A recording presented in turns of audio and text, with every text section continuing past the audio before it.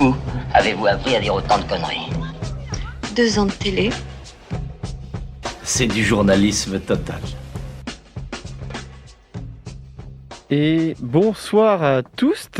Alors que les fachos n'essayent même plus de se camoufler et tabassent devant les caméras des militants antiracistes, la gauche, elle, continue à se tirer dans les pattes pour savoir qui sera le fer de lance de la campagne présidentielle.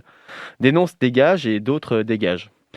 Dans ceux qui ont pris du plomb dans l'aile, on peut relever la remontada de Arnaud Montebourg, qui n'a rien remonté du tout, sauf le fait qu'il existe encore. Lui qui avait assuré en présentant son mouvement le 4 septembre dernier qu'il irait jusqu'au bout est finalement le premier à faire un pas vers le renoncement et appelle ce mardi 7 décembre chez Libération à une unification des forces autour d'un candidat commun. Alors le Arnaud, il s'est rendu compte de l'ampleur que prennent les fascistes dans le débat public. Lui qui a été au gouvernement, qui a vu l'évolution de la société, a dû attendre de voir le meeting de l'autre facho pour se rendre compte qu'il fallait peut-être essayer de faire quelque chose pour l'endiguer. Si on avait su qu'il fallait attendre que SOS Racisme agisse un minimum pour que ça commence un peu à bouger, on aurait peut-être fait les choses plus tôt.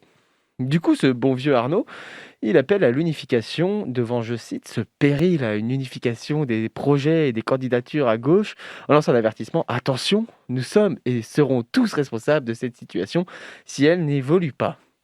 Alors ne vous méprenez pas non plus, Nono, il va pas prendre sa carte au NPA et défiler aux côtés de Poutou pendant les marches antifascistes. Ah, il m'a fait peur.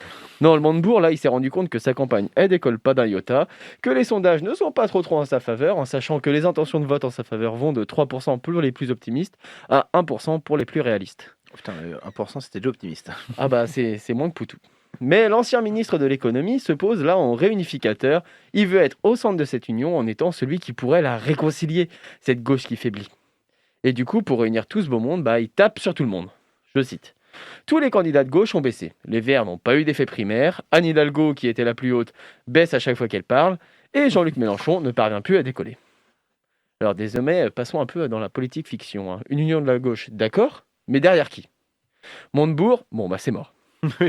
Derrière Jadot et les Verts, ces derniers ont montré aux dernières élections européennes qu'ils peuvent être une force politique. Malheureusement, Jadot ne parvient même pas à convaincre la totalité de son propre parti. Et est-il ne serait-ce que de gauche? Ça, rien n'est moins sûr. Ouais. Hidalgo, est-il possible d'envisager une présidentielle sans un membre du PS? Ce serait historique pour la vieille maison. Mais la maire de Paris est au plus bas dans les sondages et sa seule force de frappe, c'est la puissance de son parti. C'est bien faible en vue d'une élection qui tourne de plus en plus au culte de la personnalité. Qu'en est-il du carrousel? Le faux communiste, adorateur des flics, qui retourne prendre des cours de politique avant de prétendre à une élection. Poutou, Artaud et Kazib ne sont bien évidemment pas conviés à cette union, évidemment, les vilains petits canards de la gauche. Et enfin, on a Mélenchon, pointé à 19% aux dernières élections. Le candidat de la France insoumise flirte désormais avec les 10% dans les sondages, mais il se heurte à plusieurs problèmes majeurs. Déjà, sa personnalité, qui divise fortement, et ce de tous bords politiques. Il veut bien une union de la gauche, lui, mais ne veut pas toucher à son programme. Du coup, les autres candidats, ils veulent pas se ranger derrière lui. Et enfin, le plus gros problème, et qui ne dépend pas que de lui, c'est le faible ancrage territorial de la France insoumise.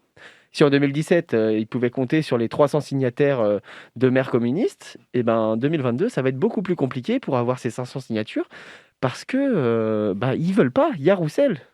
Et donc, même si on évoque déjà d'avoir passé le cap des 250 signatures, on n'est pas sûr de pouvoir atteindre les 500.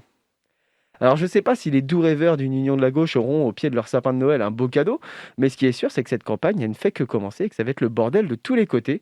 Évidemment, je reviendrai en 2022 pour vous parler de tout ça. Faites attention à vous et aux gens qui vous entourent, faites attention aux fachos qui lancent des chaises, mais aussi à ceux qui n'en lancent pas, ça reste des fachos, même ceux en costard. Faites attention aux politiques et aux flics, et sur ce, moi je vous souhaite une bonne fin de semaine. Et je dirais aussi, faites attention aux fachos qui empêchent les gens d'aller à des concerts. Ça, c'était encore très récent. Ça reste des fachos. Ça reste des fachos aussi. Eh bien, merci beaucoup, Gabi, je crois. Plomber le moral à chaque fois.